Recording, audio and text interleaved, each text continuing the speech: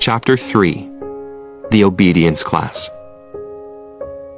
When Marley was 6 months old, Dr. J, the animal doctor, told us about an obedience class. We loved Marley very much, but he wasn't an obedient dog.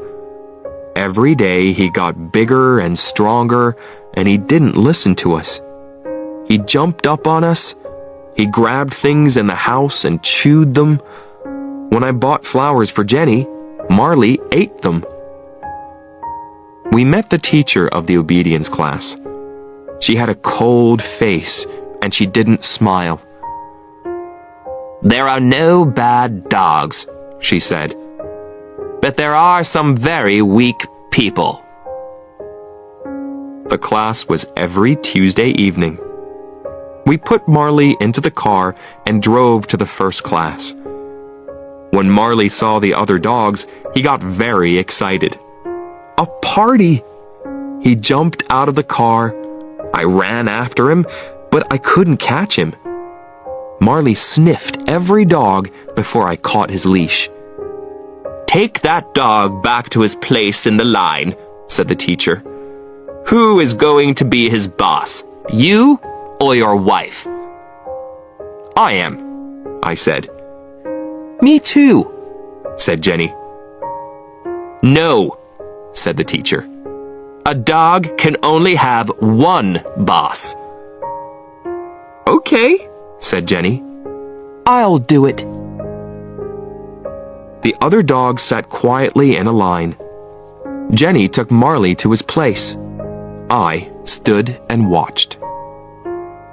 Suddenly, Marley saw another dog at the end of the line.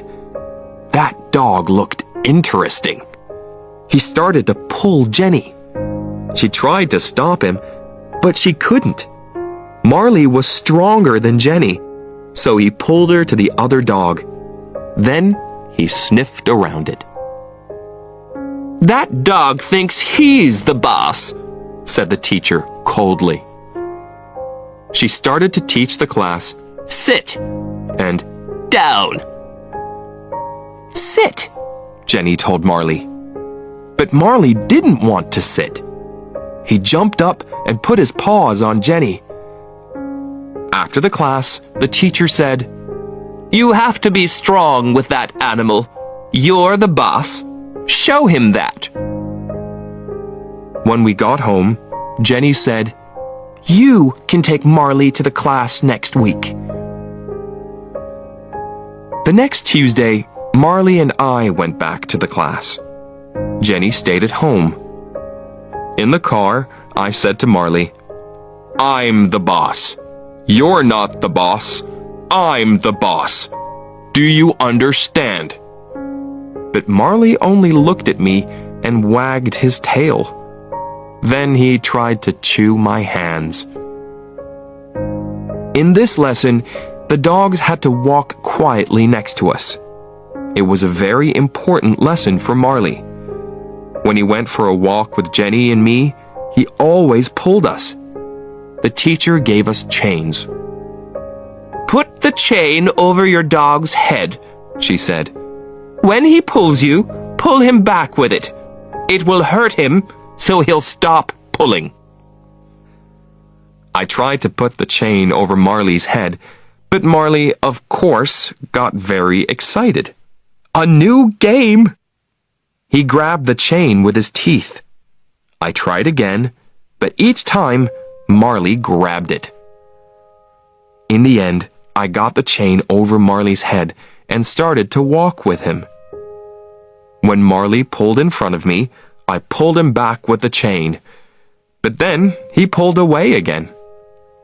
"Here," said the teacher. "I'll show you."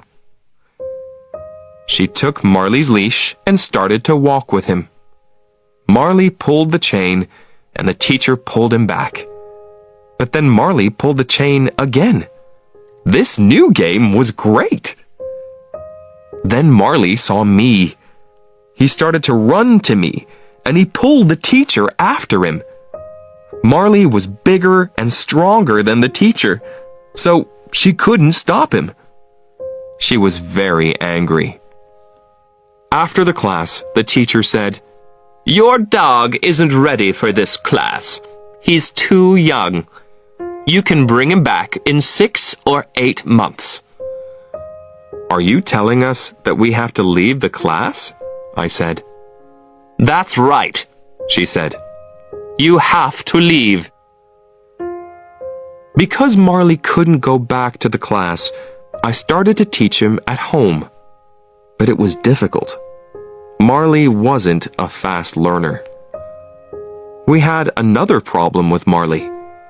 In Florida, there were often thunderstorms. Marley was afraid of loud noises.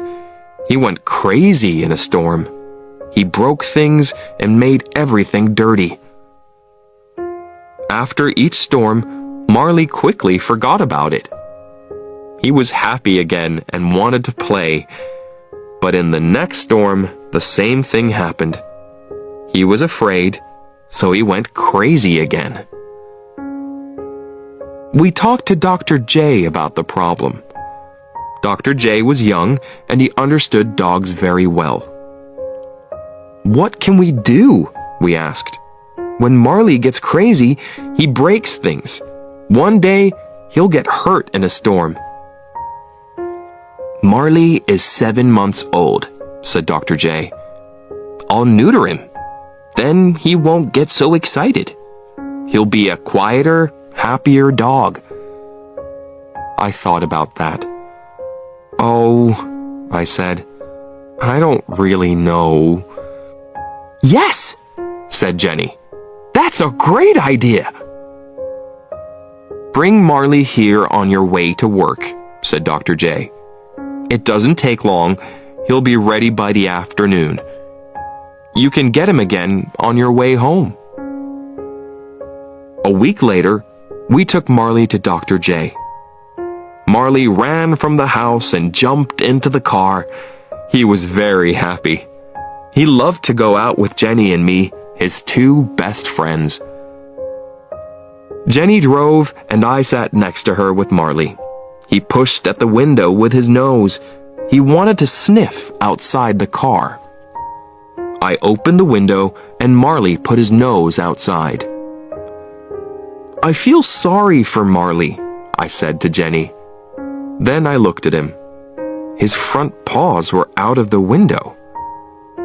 "John," said Jenny, "what's Marley doing? Please be careful." "He's fine," I said.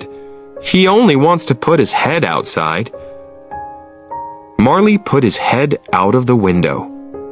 Then, suddenly, he pushed his front legs out, too.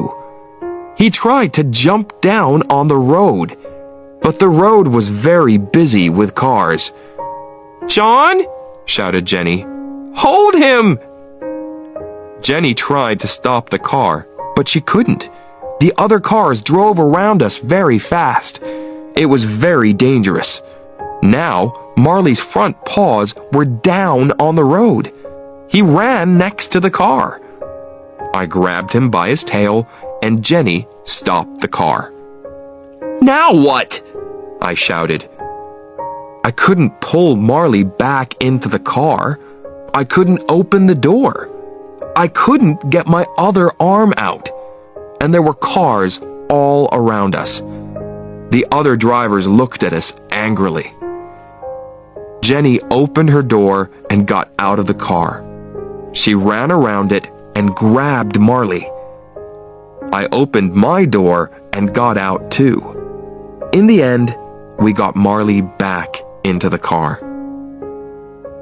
When we got to Dr. J's, I took Marley inside. He sniffed everywhere. Then he pushed over a table with magazines on it. I gave Marley's leash to Dr. J. "Please neuter him as quickly as possible," I said. "Please." That evening, when I took Marley home, I saw a change in him. He wasn't excited and crazy. He moved quietly and slowly. Good, I thought. Chapter 4.